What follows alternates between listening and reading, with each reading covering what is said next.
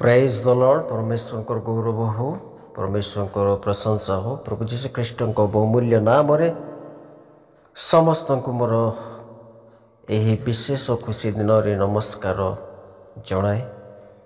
ମୋର ପ୍ରିୟମାନେ, ପ୍ରକୃତରେ ଆଜିର ଦିନ ଏକ ଅତ୍ୟନ୍ତ ଖୁସିର ଦିନ। ପ୍ରତ୍ୟେକ ଦିନ ଆମମାନଙ୍କ ପାଇଁ ଆଶୀର୍ବାଦ ଦିନ ଏବଂ ଅନୁଗ୍ରହର ଦିନ ଅଟେ। ମୋର ପ୍ରିୟମାନେ, ପୁନରୁତ୍ଥାନ ଦିନରେ ଆମେ ଯୀଶୁଖ୍ରୀଷ୍ଟଙ୍କ ପୁନରୁତ୍ଥାନ ପାଳନ କରୁ। ଏହି ସତ୍ୟ ଘଟଣା ଖ୍ରୀଷ୍ଟିଆନ ବିଶ୍ୱାସକୁ କେନ୍ଦ୍ରୀୟ ଅଟେ, କାରଣ ଏହା ପାପ ଏବଂ ମୃତ୍ୟୁ ଉପରେ ବିଜୟରେ କାର୍ଯ୍ୟକାରୀ କରେ। ବର୍ତ୍ତମାନର ମୁଖ୍ୟ ଶିକ୍ଷା ହେଉଛି ନୂତନ ଜୀବନର ଆଶା ଏବଂ ପ୍ରତିଜ୍ଞା ଅଟେ। ଯେପରି ଯୀଶୁ ମୃତ୍ୟୁକୁ ଜୟ କଲେ ଏବଂ ପୁନର୍ବାର ଉଠିଲେ, ଆମ୍ଭମାନଙ୍କୁ ବିଶେଷ ସ୍ମରଣ କରାଯାଇଛି। ମୋର ପ୍ରିୟମାନେ, ଆମର ଅନନ୍ତ ଜୀବନରେ ଏକ ଭରସା ଅଛି। ଆମ ଜୀବନରେ ନୂତନ ଆରମ୍ଭ ହୋଇଯାଉଛି। ମୋର ପ୍ରିୟମାନେ, ମୁକ୍ତି ଏବଂ ରୂପାନ୍ତର କରିବା ପାଇଁ ଆଜି ପରମେଶ୍ୱର ଆମମାନଙ୍କୁ ବିଶ୍ୱାସ କରିବାକୁ ଉତ୍ସାହିତ କରନ୍ତି। ଏହା ଏକ ସ୍ମରଣ ଭାବରେ କାର୍ଯ୍ୟ କରେ, ଯାହା ଆମର ପରିସ୍ଥିତି ଯେତେ କଠିନ ହେଉନା କାହିଁକି, ପରମେଶ୍ୱର ଆମକୁ ଉଠାଇବାରେ ସାହାଯ୍ୟ କରନ୍ତି, ବାହାରକୁ ଆଣିବାରେ ସକ୍ଷମ ଅଟନ୍ତି। ଯେପରି କରନ୍ଥିୟ 15:20 ଅନୁସାରେ, କିନ୍ତୁ ପ୍ରକୃତରେ ଖ୍ରୀଷ୍ଟ ମହାନିଦ୍ରା ପ୍ରାପ୍ତ ଲୋକମାନଙ୍କର ପ୍ରଥମ ଫଳ ସ୍ୱରୂପେ ମୃତମାନଙ୍କ ମଧ୍ୟରୁ ଉତ୍ଥିତ ହୋଇଅଛନ୍ତି।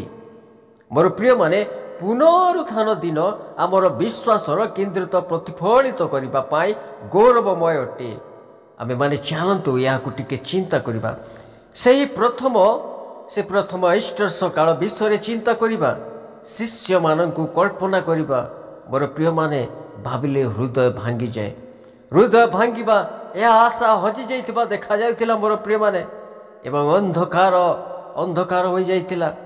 କିନ୍ତୁ ପ୍ରକୃତରେ ବିଜୟ ଦେଖାଯାଉଥିଲା ମୋର ପ୍ରିୟମାନେ। ଏହି ମାଧ୍ୟମରେ ସେମାନେ ଚମତ୍କାର ଆଶା କରିନଥିଲେ ମୋର ପ୍ରିୟମାନେ। କବରକୁ ଗଲେ, କିନ୍ତୁ ଦୁଃଖକୁ ପ୍ରକାଶ କରିଥିଲେ ଏବଂ ସେ ଦେଖିଲେ। ଯେତେବେଳେ ଆମେ ଦେଖିବା ଲୁକ 24:6 ଅନୁସାରେ, ସେ ଏଠାରେ ନାହାନ୍ତି, ମାତ୍ର ଉଠିଅଛନ୍ତି।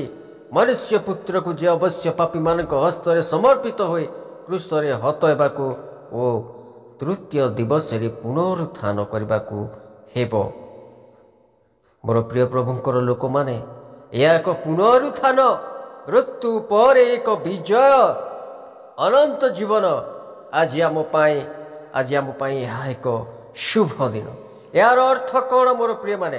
ପ୍ରଥମେ ଆମକୁ ଗଭୀର ଆଶା ପ୍ରଦାନ କରେ। ଯେପରି ଖ୍ରୀଷ୍ଟ ମୃତ୍ୟୁକୁ ପ୍ରତ୍ୟାଖ୍ୟାନ କରିଥିଲେ, ତାଙ୍କ ଉପରେ ବିଶ୍ୱାସ ଦ୍ୱାରା ଅନନ୍ତ ଜୀବନର ପ୍ରତିଜ୍ଞା ଅଛି ମୋର ପ୍ରିୟମାନେ। ଦ୍ୱିତୀୟତଃ ଯଦି କହିବାକୁ ଗଲେ, ଏହା ଆମକୁ ବର୍ତ୍ତମାନର ଭିନ୍ନ ଭାବରେ ବଞ୍ଚିବାକୁ ଶକ୍ତି ପ୍ରଦାନ କରେ। ଯଦି ମୃତ୍ୟୁ ଆଉ ଚର୍ମ ଶକ୍ତି ଧାରଣ କରେ ନାହିଁ, ତେବେ ଆମେ କ'ଣ ପ୍ରକୃତରେ ଭୟ କରୁ? ପୁନରୁତ୍ଥାନ ଆମକୁ ସାହସ ଆଣିବା ପାଇଁ କରିଥାଏ ମୋର ପ୍ରିୟମାନେ, ମୁକ୍ତ ଭାବରେ ପ୍ରେମ କରିବାକୁ ଏବଂ ଖ୍ରୀଷ୍ଟଙ୍କ ଠାରେ ଆମର ନୂତନ ଜୀବନକୁ ପ୍ରତିଷ୍ଠା କରିବାକୁ ଦେଇଥାଏ। ଶେଷରେ ଏହା ଆମ ପାଇଁ ଈଶ୍ୱରଙ୍କ ଅତୁଳନୀୟ ପ୍ରେମକୁ ମନେ ପକାଇଥାଏ।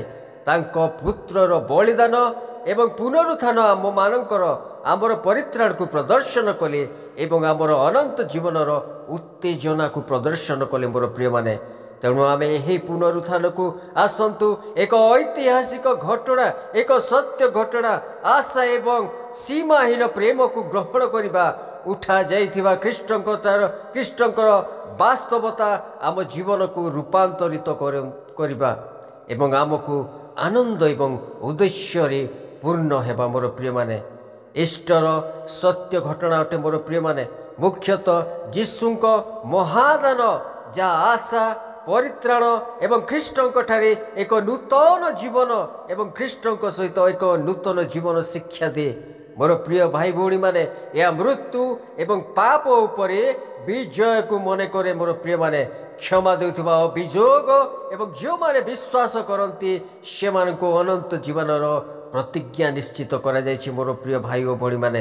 ईस्टर ए सत्य घटना आम मानक मने पकई देला जे जीवनर बहुत खराब मुहूर्त हो पारे रात्रि अत्यंत अंधकार हो पारे किंतु सर्वदा आशा करा जाए जे कारण जीशु जीवित अटंती एवं जीवित अछंती कारण से बंची से आम मानक पई आमे किछि सामना करि परिबा कौन सी मुहूर्त रे कौन सी परिवेश मध्य रे समस्या आसिला मध्य आमे माने सामना करि परिबा कारण आमर परमेश्वर प्रभु जीशु ख्रीष्ट जीवित अटंती एवं से अछंती आम मानक सहित आमे जाणु स्वर्ग आम मानक पई स्वर्ग आम मानक पई अछि एही जंत्रणा एवं दुख सबुदिन पाई रहिबो नाही मोर प्रिय भाई बहनी माने ईस्टर ए सत्य घटनाटी ईश्वर गभीर प्रेम एवं बलिदान को आलोकित करे जीशुक मृत्यु माध्यम प्रदत्त एवं पुनरुत्थान को घटाई थे ख्रीष्ट को उदाहरण को आमे माने दर्पण करवा यह विश्वासी को प्रेम एवं सेवार जीवन बंचिबा को उत्साहित करे मोर प्रिय माने प्रभु ए छोट वाक्य समस्त को अनुग्रह करंतु आशीर्वाद करंतु happy Easter God bless you all.